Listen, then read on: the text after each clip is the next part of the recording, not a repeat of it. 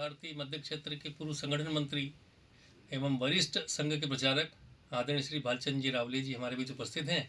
आज हम उनसे विद्या भारती के अमृत काल के पूर्व की चर्चा हम उनसे करेंगे। भाई साहब नमस्कार। नमस्कार। आप मूलतः संघ के प्रचारक हैं, पर विद्या भारती में आपका प्रवेश कैसे हुआ? मैं 1978 से संघ का प्रचारक बना और लगभग 20 वर्ष बाद 1997 में छत्तीसगढ़ प्रांत का दायित्व विद्या भारती का संघ की योजना से मुझे दिया गया। लगभग 15 वर्ष मैं छत्तीसगढ़ प्रांत का संगठन मंत्री रहा। वास्तव में कहना नहीं चाहिए, लेकिन जो आज विद्या भारती का छत्तीसगढ़ में विकास दिखता है, व्यापकता दिखती है, वो लगभग उसी कार्यकाल में हुई है।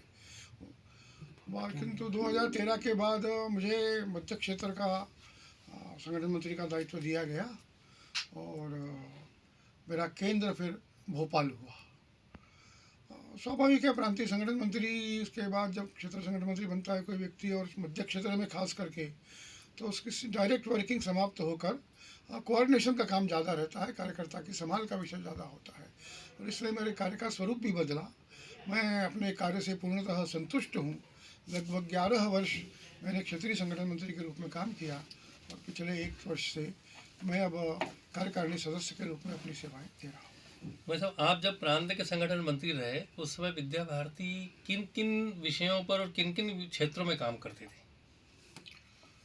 मैं जब विद्या भारती से जुड़ा तो साधारणतया नगरीय क्षेत्र में विद्या भारती का काम काफ़ी था, लेकिन ग्रामीण क्षेत्र का काम प्रारंभ हुए कुछ ही समय हुआ था। अपने दमोह के विनायक राव शेंडे, इन्होंने एक लोक शिक्षा परिषद जब भाजपा सरकार में आई थी 78 में, उस समय शुरू की थी। उसमें थोड़े से ग्रामीण विद्यालयों के प्रयोग हुए थे। उसी प्रयोगों को आगे बढ़ाकर फिर ग्रामीण क्षेत्र में अच्छे विद्यालय कैसे हो सकते हैं, उस प्रकार के विद्यालय प्रारंभ हुए। फिर ग्रामीण क्षेत्र के जो विद्यालयों की संख्या बढ़ने के बाद उनका कोई एक स्वतंत्र प्रांत की समितियां भी बनी। आज भी पूरे देश के हर राज्य में ग्रामीण क्षेत्र में काम है ऐसा नहीं है, लेकिन मध्य क्षेत्र में, विशेष तौर पर उत्तर प्रदेश में, मध्य क्षेत्र में, उड़ीसा में एक अच्छा काम है। और इसलिए ग्रामीण क्षेत्र के विद्यालयों में केवल शिक्षा नहीं, तो संपूर्ण ग्रामीण विकास का लक्ष्य लेकर कुछ 5 आधारभूत विषयों को लेकर अन्य 6 जो विषय लेते हैं हम, जिसमें गांव का विकास है, जल संरक्षण आदि आदि सब चीज़ें हैं, उन बातों को लेकर हम उस क्षेत्र में काम करते हैं। और मूल उद्देश्य उसका शिक्षा के माध्यम से ग्रामीण क्षेत्र का विकास यही है। नहीं, वैसे हमको मेरी जानकारी में है कि नगरीय क्षेत्र और ग्रामीण क्षेत्र के अलावा भी विद्या भारती और क्षेत्रों में भी काम, बड़े शहरों में, अब तो ग्रामों में भी हो सकता है, ऐसे झुग्गी झोपड़ी के क्षेत्र है जहाँ समाज की शिक्षा नहीं पहुँचने के कारण कई प्रकार की विकृतियाँ भी उत्पन्न हुई है। इसलिए सरस्वती संस्कार केंद्र के नाम से हमने ग्रामीण शहरों में, उन बस्तियों में 1, 2, 2.5, 3 घंटे के कुछ संस्कार केंद्र जैसे एक प्राथमिक विद्यालय, प्राथमिक से भी पूर्व प्राथमिक विद्यालय सरीखे कुछ प्रयोग प्रारंभ किए। वो प्रयोग बहुत सफल हुए। आज उन क्षेत्रों में जो राष्ट्रीय गतिविधियाँ थी उस पर लगभग लगाम लग गई है, और उसमें से भी जो बच्चे, अच्छे होनहार बच्चे निकल कर उनको हमारे विद्यालयों में भी प्रवेश मिल रहा है और वो समाज में भी स्थापित हो रहे हैं। ऐसा ही सुदूर जनजाति क्षेत्र में, वनवासी क्षेत्र में, जहाँ पहुँच बहुत कठिन है, वहाँ छात्रों की संख्या भी इतनी कम है कि स्वतंत्र विद्यालय खड़े करना बड़ा कठिन है। तो ऐसे क्षेत्रों में भी कुछ हमारी शिक्षा का विषय पहुँचे, इसलिए एकल शिक्षक विद्यालय यही योजना प्रारंभ हुई। और मैं समझता हूँ कि लगभग 3000 के आसपास मध्य क्षेत्र, मध्य प्रदेश और छत्तीसगढ़ में एकल शिक्षक विद्यालय चलते हैं, और जिसके कारण उस क्षेत्र की में जो लोग रहते हैं उनके सोचने की दृष्टि में भी अंतर आया है। वहाँ होने वाली अराष्ट्रीय गतिविधियाँ, विशेषकर धर्मांतरण वगैरह, इस पर भी रोक लगी है, और शासन ने भी हमारे उस कार्य की प्रशंसा की है। एक प्रकार से उनके लिए हमारे सहयोगी रूप में हम उपस्थित हुए हैं। ऐसा एक उसके साथ और जुड़ता है कि लंबे समय से, चूँकि विद्या भारती का काम 1952 में प्रारंभ हुआ और विद्या भारती 1978 से काम कर रही है, विद्या भारती इस नाम से। सरस्वती शिशु मंदिर 1952 से थे। इसलिए बहुत बड़ी संख्या में पूर्व छात्र हमारे समाज जीवन में अब है, और इसलिए पूर्व छात्रों को उनकी शिक्षा का स्मरण कराते हुए, चूँकि हम शिक्षा में कहते हैं कि हम इस प्रकार की शिक्षा प्रणाली का विकास करेंगे जिसके द्वारा ऐसी युवा पीढ़ी का निर्माण हो जो हिंदुत्व और राष्ट्रभक्ति से ओतप्रोत हो। तो अब वो अपने जीवन में क्या कर रहे हैं, और इसलिए पूर्व छात्रों का भी एक समूह बनाकर, उनका एक संगठन बनाकर उनको समाज जीवन में, राष्ट्र जीवन में सक्रिय करने के लिए प्रयास विद्या भारती का चल रहा है। विद्या भारती आपने बताया कि 1952 से प्रारंभ हुई, तो जब विद्या भारती 1952 से प्रारंभ हुई होगी तो जब वो सूक्ष्म स्तर पर होंगी, लेकिन आज 75 वर्ष, 2 वर्ष बाद 75 वर्ष पूरे हो रहे हैं। तो आप उस समय की विद्या भारती और आज की विद्या भारती में क्या समझते हैं, वो कहाँ से निकली और कहाँ तक पहुँची? विद्या भारती जब शुरू हुई थी तो जैसा मैंने कहा कि भाई एक शिक्षा में सर्वांगीण विकास का प्रयोग प्रस्तुत करने के लिए कुछ ऐसे मॉडल स्कूल्स खड़े करना, ऐसा उसका विषय था। कोई बहुत व्यापक उसको बनाने की बात नहीं सोची थी, लेकिन शिक्षा चूँकि देश के स्वतंत्रता के बाद की बात थी, तो शिक्षा का स्वरूप कैसा हो, उसको अंग्रेजों के द्वारा जो शिक्षा बनाई गई, चलाई गई थी, उससे हटकर भारतीयता का विकास कैसे हो, शिक्षा का जो मूल उद्देश्य है सर्वांगीण विकास बालक का, इसके लिए कैसा प्रयोग हो सकता है, इसके कुछ मॉडल्स खड़े करना, ऐसा सोचकर वो काम प्रारंभ हुआ था।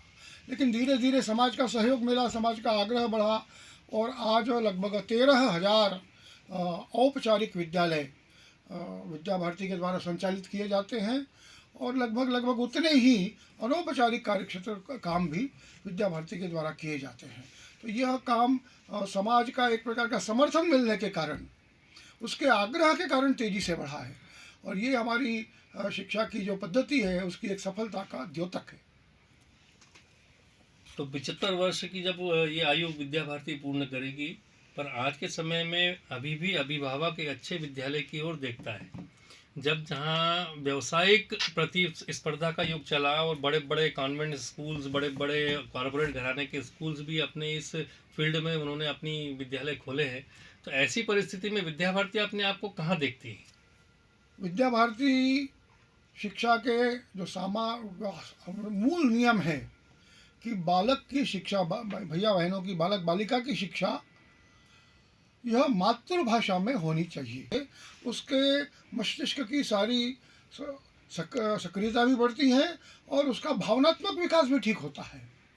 लेकिन दुर्भाग्य से हमारे देश में प्राथमिक क्षेत्र में भी अंग्रेजी शिक्षा को प्रवेश दिया गया, और इसलिए अच्छे संस्कार युक्त किसी भाषा से अपना विरोध नहीं है, लेकिन बालक बालिका की शिक्षा का प्रारंभिक स्तर जो है वो उसकी मातृभाषा में यदि होता है तो उसके भाव को समझने में उसको सुविधा होती है।